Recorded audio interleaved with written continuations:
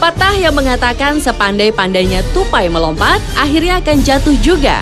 Tampaknya sesuai dengan ketujuh orang berikut ini. Di antara mereka ini adalah orang-orang yang dianggap banyak orang sebagai penjahat dan mantan penjahat yang melakukan berbagai tindakan kriminal. Walau mungkin bagi sebagian orang atau pengikut mereka, para penjahat ini bukanlah penjahat. Selama orang-orang berikut melakukan aksi kejahatannya, penegak hukum ternyata mengalami kesulitan dalam membekuk mereka. Dan kemudian polisi kembali mengalami kesulitan menangkap penjahat tersebut. Ada juga yang memang beberapa kali nyaris tertangkap, namun mereka tetap bebas karena licin dalam meloloskan diri. Beberapa di antara penjahat tersebut kini ada yang telah bertobat dan tidak lagi melakukan tindakan kriminal. Berikut 7 orang yang pandai meloloskan diri versi on the spot.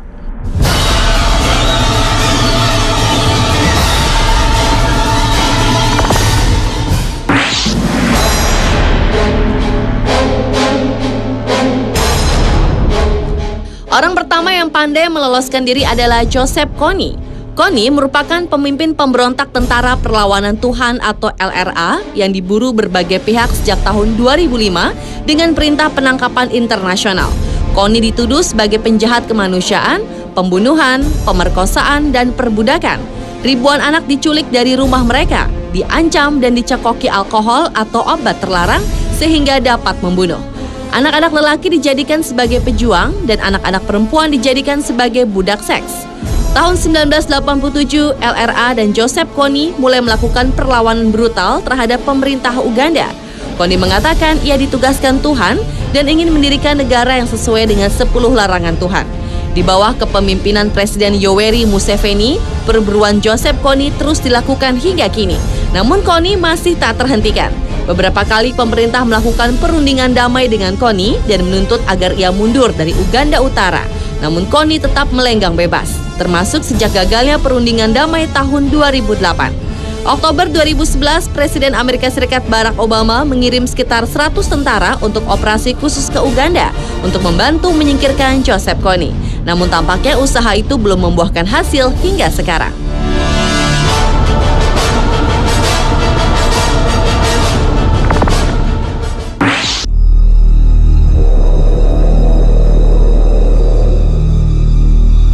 Selanjutnya adalah Waluyo atau yang dikenal dengan nama Kusni Kasdut.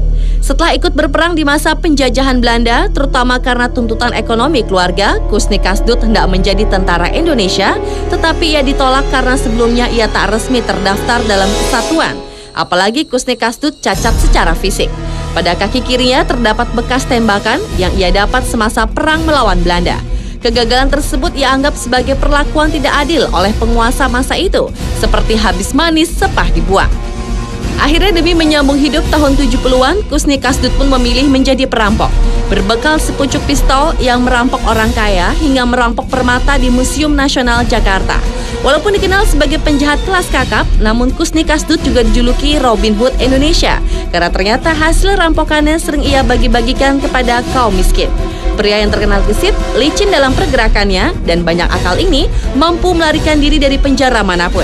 Ia tercatat sebanyak 7 kali meloloskan diri dari penjara, hingga akhirnya pada 16 Februari 1980, Kusni Kasdut mengakhiri hidupnya di depan regu tembak. Namun pada saat-saat akhir hayatnya, Kusni Kasdut bertobat dan dengan tegar menghadapi hukumannya.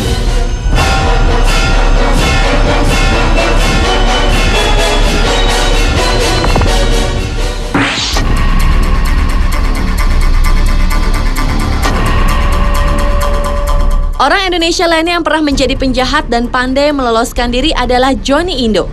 Tahun 70-an, pria yang kini berusia 64 tahun itu bersama ke-12 anak buahnya yang ia beri nama Pachinko alias pasukan Cina Kota, terkenal sebagai perampok spesialis merampok emas di Jakarta pada siang hari. Aksi paling terkenalnya adalah merampok toko emas di Cikini 1979.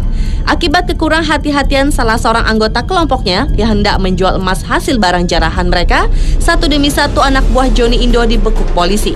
Johnny Indo pun akhirnya tertangkap di Gua Kian Siantang, Sukabumi, Jawa Barat. Ia diganjar 14 tahun penjara dan dijebloskan ke penjara Nusa Kambangan dengan keamanan ekstra ketat. Ternyata mendekam di Nusa Kambangan tidak membuat petualangan Johnny Indo berakhir. Bersama 14 tahanan lainnya, Johnny Indo kabur dari penjara yang terletak di sebuah pulau tersebut. Setelah 12 hari berhasil bebas melalui pelariannya, Johnny Indo pun menyerah. Ia menyerah karena sudah berhari-hari tidak makan. Sementara 11 tahanan yang melarikan diri bersamanya tewas tertembak petugas. Kini, Johnny Indo telah bertobat dan menjadi penceramah agama.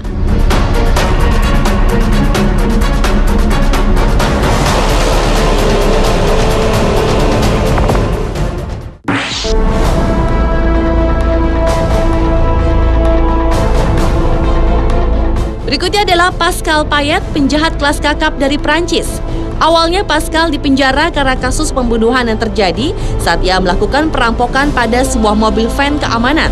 Namun kemudian perampokan itu gagal. Pascal ditangkap dan dihukum 30 tahun penjara di Luynes, Prancis.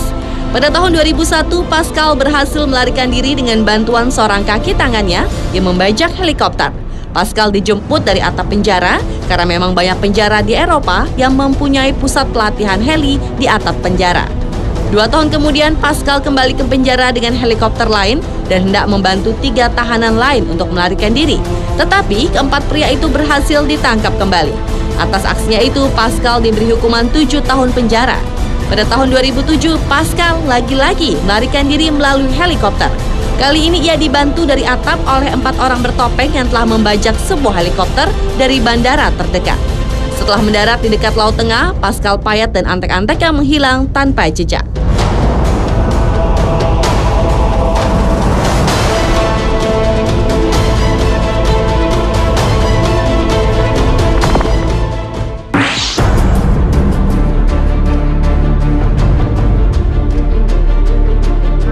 Billy Hayes adalah seorang mahasiswa Amerika yang ditahan pada tahun 1970 karena menyelundupkan 1 kg hash sejenis narkoba ke dalam pesawat di Turki. Setelah tertangkap, Billy dijatuhi hukuman 30 tahun penjara di Turki. Setelah 5 tahun di penjara, Billy akhirnya dipindahkan ke sebuah pulau penjara di Laut Marmara, Yunani. Dan disinilah ia mulai merencanakan untuk melarikan diri. Sebenarnya di Pulau Marmara tidak ada perahu, namun karena dekat dengan pelabuhan, setiap badai besar datang, maka ada kapal-kapal nelayan kecil yang merapat. Selama berhari-hari, Billy bersembunyi di dalam menyimpan gandum.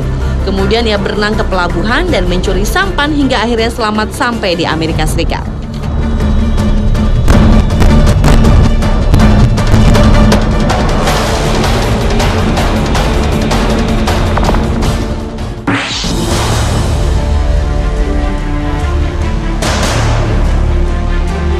Glenn Stewart Godwin menjadi penjahat yang paling dicari FBI karena melarikan diri dari penjara negara Folsom, California, Amerika Serikat pada tahun 1987. Glenn dijatuhi hukuman karena pembunuhan, namun sebelumnya ia sempat ditangkap karena perdagangan narkoba di Puerto Vallarta, Meksiko. Dari California, Glenn dipindahkan ke penjara di Guadalajara. Pada April 1991, Glenn diduga membunuh seorang narapidana dan kemudian berhasil melarikan diri 5 bulan kemudian. Karena Glenn fasih berbahasa Spanyol, diperkirakan ia melarikan diri berpindah-pindah ke seluruh Amerika Tengah dan Selatan serta Meksiko. Glenn Stewart Godwin diduga terlibat dalam distribusi narkotika di sana. Saking liciknya, penjahat ini FBI sampai menawarkan hadiah hingga 100.000 US dollar atau hampir 1 miliar rupiah bagi siapapun yang mengetahui persembunyian Glenn Stewart Godwin.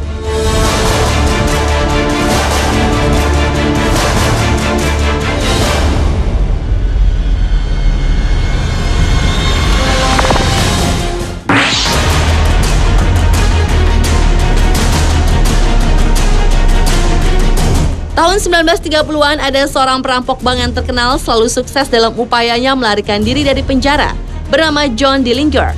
Pada tahun 1933, John dan gengnya berhasil meloloskan diri dari penjara di Lima, Ohio setelah menembak 2 penjaga. Namun yang paling menghebohkan adalah pelarian dari sebuah penjara pada tahun 1933. Penjara yang dijaga ketat oleh pihak kepolisian dari Garda Nasional bernama Lake County Jail ini membuat cerita pelarian John Dillinger menjadi sebuah legenda. John menggunakan sabun yang dijadikan seperti pistol dan menodongkan ke para penjaga, lalu kabur dengan mobil sheriff penjaga. Namun perjalanan pelarian John berakhir pada Juli 1934, ketika petugas kepolisian dan FBI melakukan penangkapan di rumah orang tua John. Terjadi baku tembak dan petualangan sang penjahat pun terhenti di situ.